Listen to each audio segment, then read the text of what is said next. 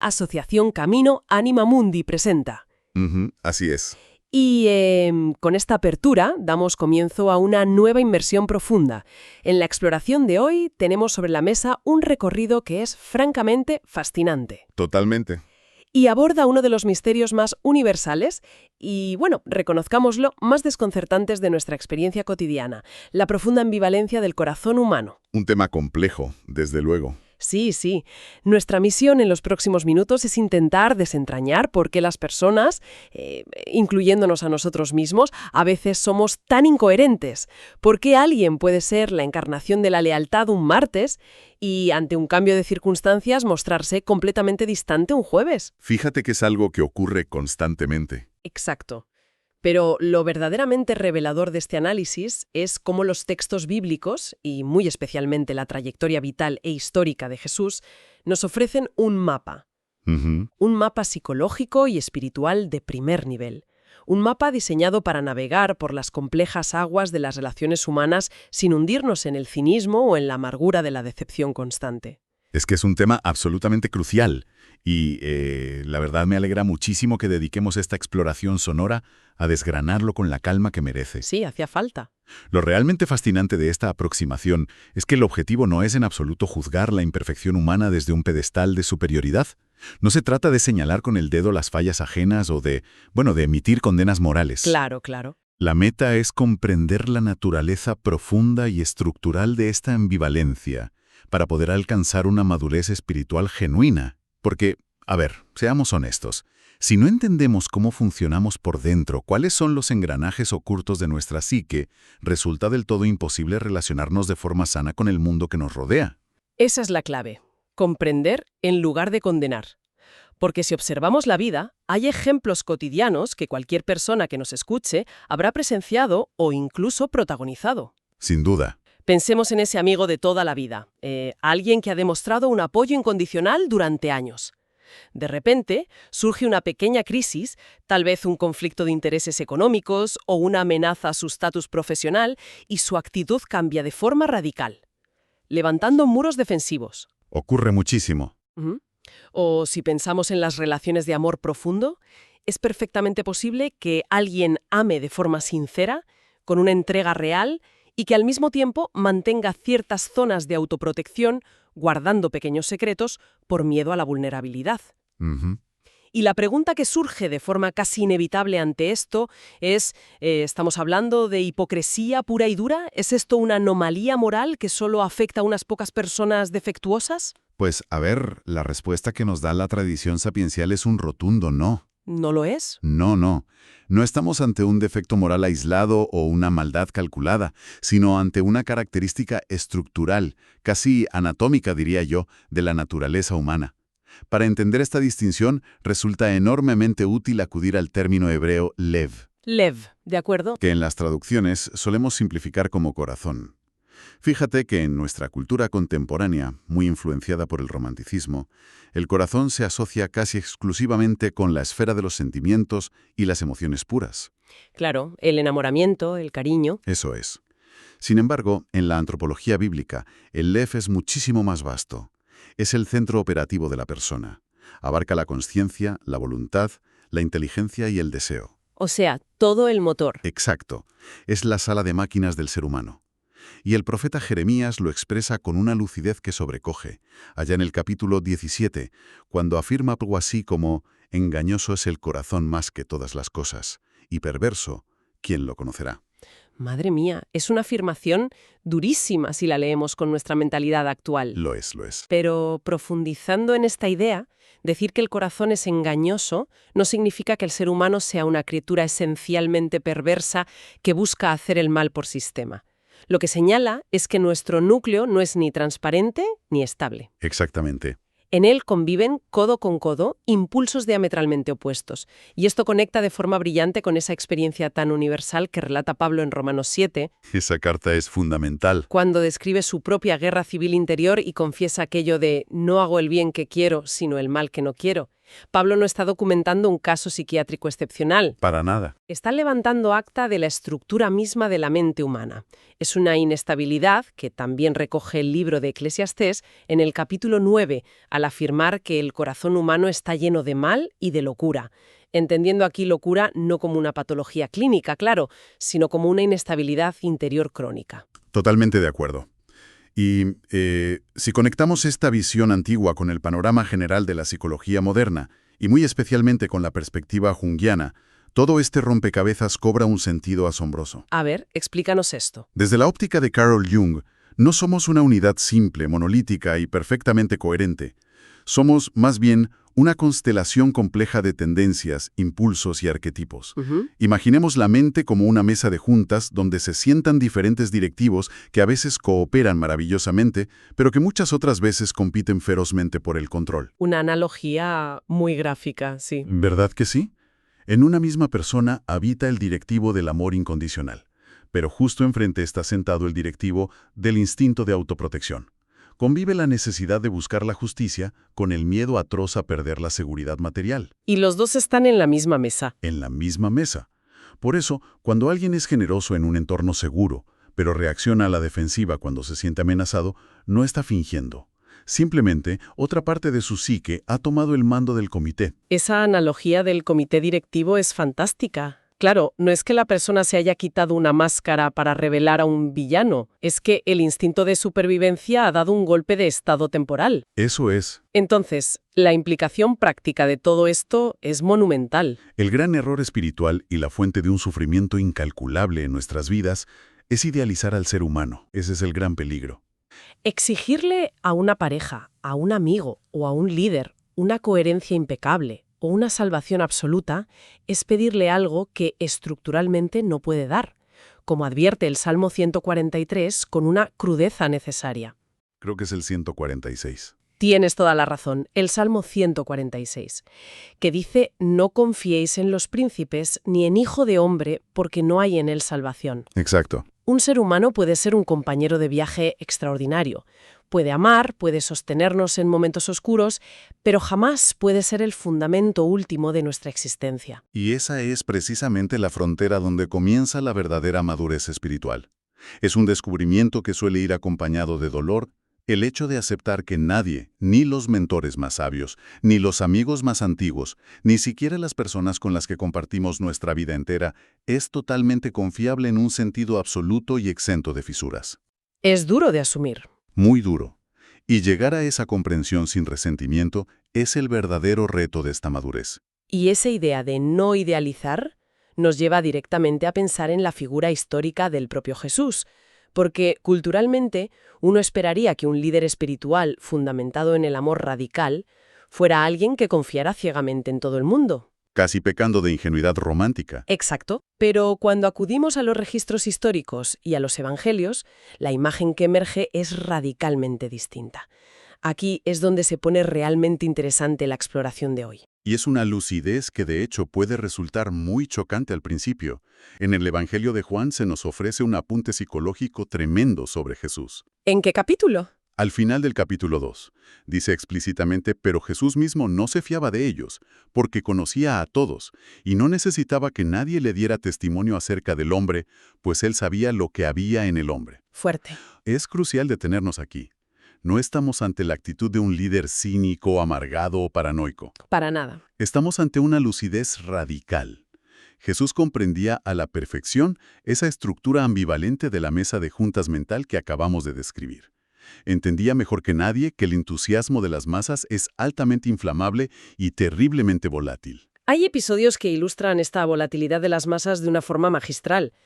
Pensemos en el contraste que se narra tras la multiplicación de los panes en ese mismo evangelio. Ese capítulo 6 es clave.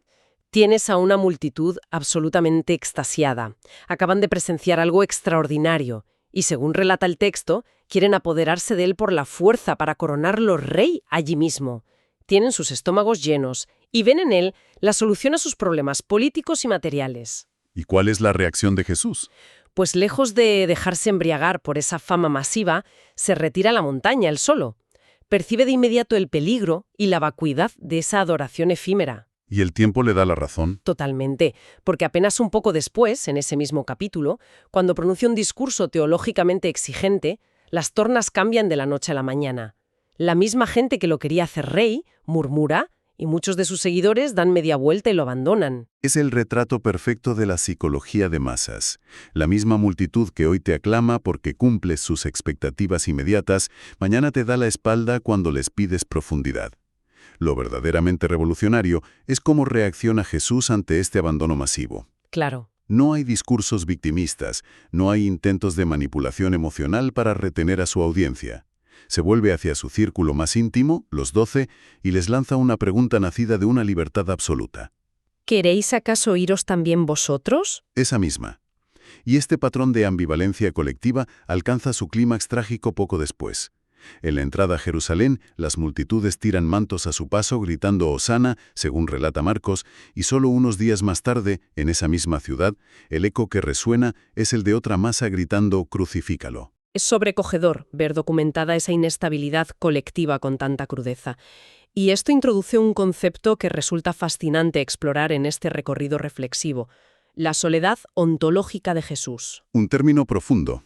Suele citarse esa famosa respuesta en el Evangelio de Lucas que da cuando le dicen que le seguirán a donde vaya. Las zorras tienen guaridas y las aves del cielo nidos, pero el Hijo del Hombre no tiene donde reclinar la cabeza.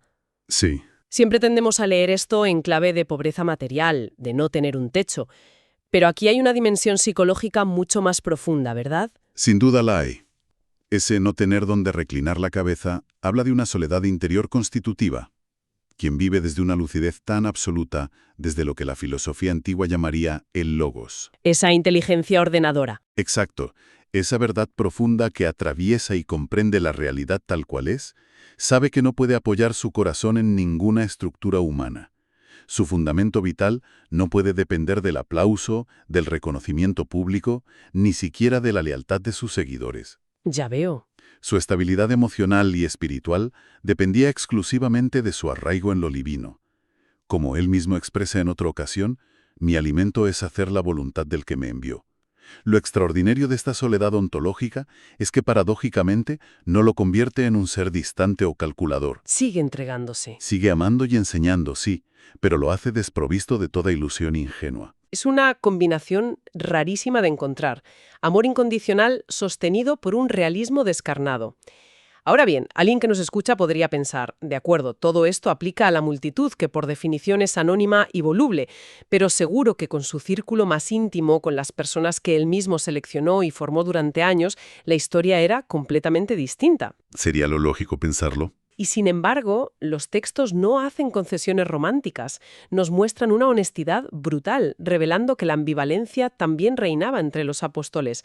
Asumimos que conocemos estas historias, pero si analizamos el porqué, el comportamiento de Pedro, por ejemplo, es un caso de estudio psicológico fascinante. El caso de Pedro es vital para dinamitar cualquier intento de idealizar el liderazgo de los primeros tiempos. No hay duda de que el amor de Pedro hacia Jesús era genuino y visceral. Era muy apasionado. Es él quien, en medio del abandono general que comentábamos antes, pronuncia esa confesión tan sincera de «Señor, ¿a quién iremos? Tú tienes palabras de vida eterna». Hay una adhesión profunda. Sin duda. El problema de Pedro no es la falta de amor, es una dramática falta de autoconocimiento. No conoce a los demás miembros de su comité directivo mental.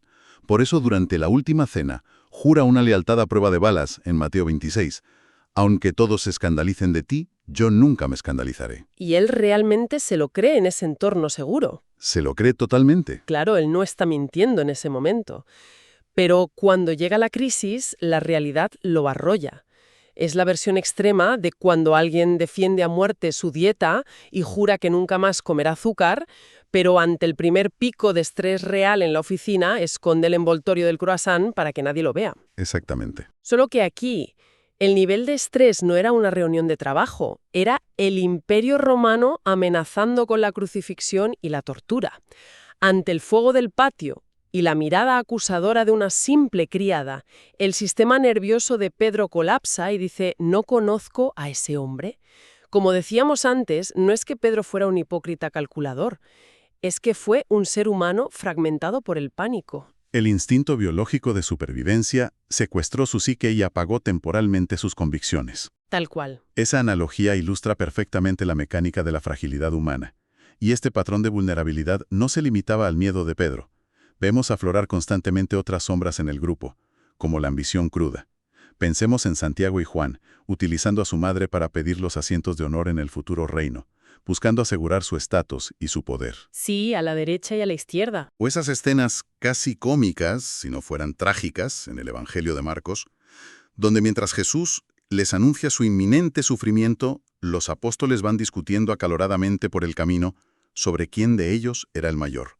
Compitiendo por la jerarquía. Y el clímax de toda esta impotencia humana se da en el huerto de Getsemaní. Jesús, enfrentando la angustia más profunda imaginable, les pide algo tan simple como compañía, que velen con él. Y ellos, literalmente, se quedan dormidos. No aguantan el peso de la situación. No por desprecio, sino porque el cerebro humano, ante una sobrecarga de angustia y estrés insoportable, muchas veces reacciona apagándose, buscando refugio en el sueño. Y el colofón llega con el arresto. El texto de Mateo no lo suaviza en absoluto. Dice, entonces todos los discípulos, dejándolo, huyeron. Aquellos que habían dejado sus redes, que habían presenciado maravillas ante la aparición de las espadas romanas, simplemente activan el mecanismo de fuga y desaparecen en la noche. Todos. Todos y cada uno. Y aquí surge la gran pregunta. Si Jesús conocía también lo que había en el interior del ser humano, ¿por qué los eligió? Porque él ya sabía que esto iba a ocurrir. En la misma cena se lo había advertido. Si conectamos esto con el panorama general, aquí radica la lección magistral, lo que podríamos llamar una pedagogía de la realidad. Jesús no basó su proyecto en reclutar a seres humanos inquebrantables, porque sabía que no existían. Claro. Hizo de esa misma ambivalencia, de esa fragilidad estructural, la materia prima para su transformación. Al amar a los apóstoles sabiendo de antemano que lo abandonarían, rompe el ciclo de la exigencia perfeccionista. Les enseña que el amor verdadero no está condicionado a una lealtad sin fisuras.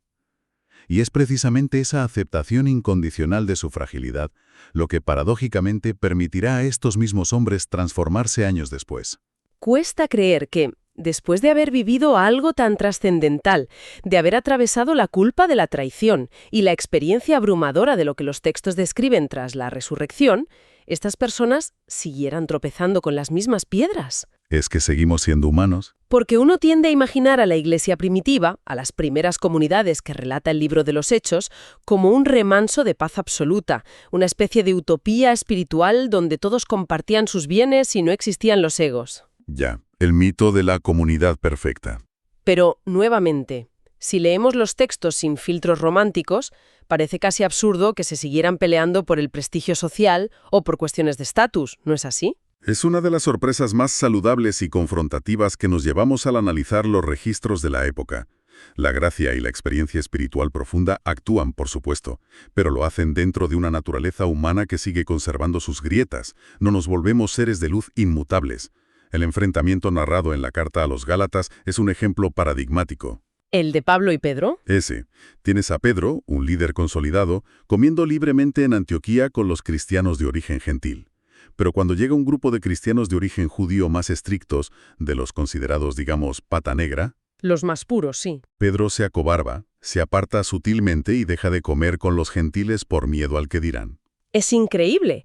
El mismo Pedro que ya había pasado por la experiencia de negar a Jesús por miedo a las autoridades, ahora vuelve a ceder, esta vez ante la presión social de su propio grupo religioso. Su convicción teológica de que todos son iguales es clarísima en su cabeza, pero la necesidad psicológica de pertenecer al grupo correcto y de no ser juzgado vuelve a tomar el control. Así es. Y Pablo, con su carácter volcánico, lo reprende en público por esa incongruencia. Es pura tensión de pasillo, política humana básica, por no hablar de la situación en Corinto, Ah, Corinto, sí. donde la comunidad se fractura en cámaras de eco.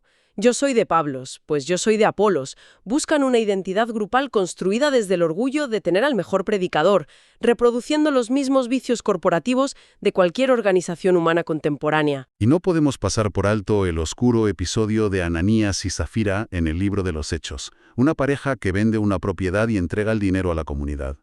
Sobre el papel, un acto de gran generosidad. Pero con trampa. Exacto. El texto revela que, en secreto, se quedan con una parte del dinero para asegurar su futuro. Es una mezcla tóxica de motivaciones. Anhelan el aplauso y el prestigio espiritual frente a la comunidad, pero no logran soltar el instinto de autoprotección económica. O las murmuraciones puramente étnicas y culturales que aparecen poco después, creo que en Hechos 6, donde las viudas de los cristianos de cultura griega eran desatendidas en favor de las viudas de cultura hebrea. El favoritismo y el tribalismo humano colándose en la gestión diaria de la comunidad espiritual. Todo este inventario de miserias cotidianas nos lleva a una de las metáforas más poderosas de toda la literatura paulina. En su segunda carta a los Corintios. Tenemos este tesoro en vasos de barro. El mensaje, la verdad profunda, la intención luminosa, está contenida dentro de la naturaleza humana, que es irremediablemente un vaso de barro. Un recipiente frágil, asimétrico y lleno de grietas. Es una imagen preciosa. Pero la genialidad del planteamiento es que esas grietas no impiden que el vaso contenga el tesoro. Es por esta exactísima razón que en Colosenses se lanza esa directriz comunitaria tan profundamente realista. Sobrellevaos unos a otros. Sobrellevaos, claro. Sobrellevar no es un concepto romántico. Implica aceptar de antemano que la convivencia generará roces, malentendidos y decepciones, porque todos estamos hechos de ese mismo barro agrietado. Y así llegamos a la gran encrucijada práctica, al dilema central de toda esta reflexión que estamos desgranando. Si sabemos a ciencia cierta que el vaso es de barro, si conocemos la fragilidad estructural de nuestro propio corazón y de quienes nos rodean, ¿cómo nos relacionamos en el día a día? Esa es la cuestión. ¿Cómo evitamos estrellarnos contra los dos grandes extremos que destruyen las relaciones humanas, la ingenuidad ciega y el cinismo paralizante? Hay que encontrar un equilibrio. Claro, para bajar esto al terreno cotidiano. El polo de la ingenuidad es el que nos lleva a creer que nuestro socio nunca nos fallará, que nuestra pareja siempre nos entenderá perfectamente o que nuestra comunidad siempre será un refugio seguro.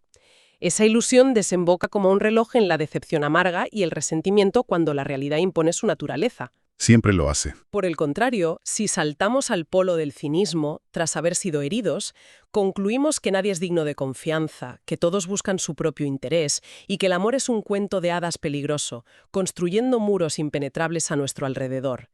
Pero lo que proponen estos textos es una tercera vía, un camino radicalmente distinto. Esa tercera vía cristaliza de forma soberbia en la escena de la última cena. Jesús sabe que Judas está a punto de traicionarlo y entregarlo a la muerte. El texto especifica que conocía sus intenciones. Lo sabía perfectamente. Y, sin embargo, Judas sigue sentado a la mesa. Jesús le lava los pies y comparte el pan con él.